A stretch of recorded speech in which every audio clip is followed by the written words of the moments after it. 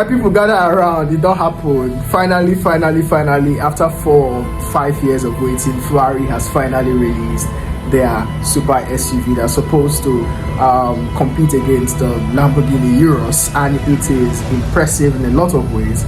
I'm going to try as much as possible not to comment about the styling, because there are a few things I'm not particularly sure I like, but I'm going to talk about the engineering. So first of all, Ferrari is not calling this car an SUV. They are calling it a 4-door high-riding 4-seater, which is the very definition for an SUV. So first of all, there is a GT4 Lusso, and when Ferrari released that car, first of all, the FF, we're not particularly liking it, but I feel like the Porusangue, which is the name of the car, I'm sure I did not pronounce that properly.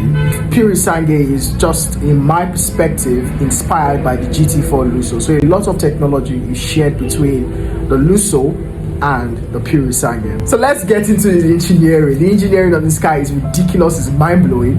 I'm not sure about the styling, but the engineering is impressive. First of all, this car is powered by a 6.5 liter naturally aspirated V12 engine, guys. So that's the massive performance engine that Ferrari has in their arsenal. It is crazy.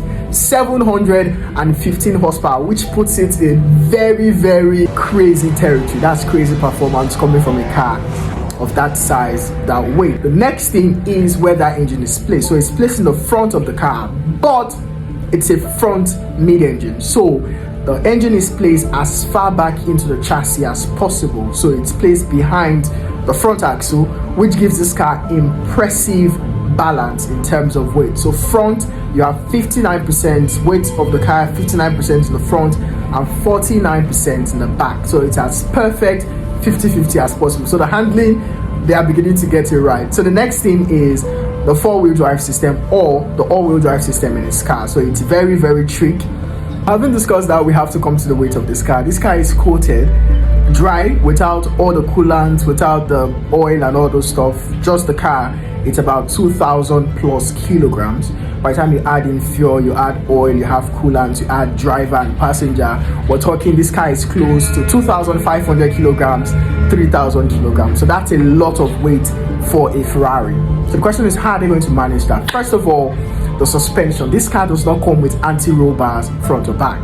It has a very trick multi-matic dampers in the front. What that means is that each of the dampers or each of the shocks in the front can be individually controlled for rebound and compression, which means that when this car is going through the corners, when it's braking and accelerating, each of the corners is being controlled to control the body movement of the car.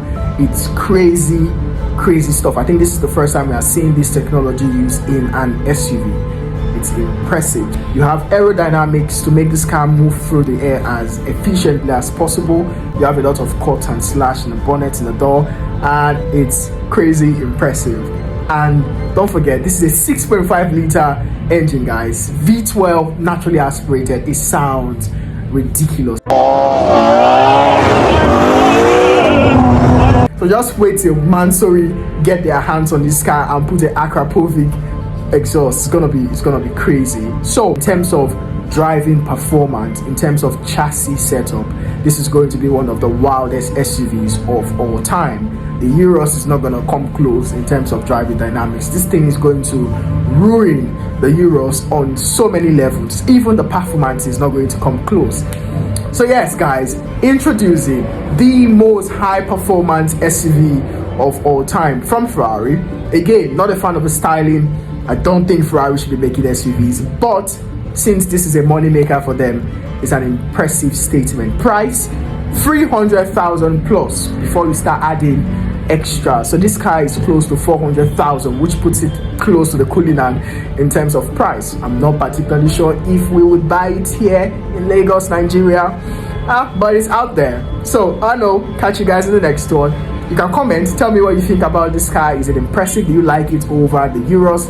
I really want to know what you think about it. Now catch you guys in the next one. This is Purely Cars, your hotspot for everything cars, and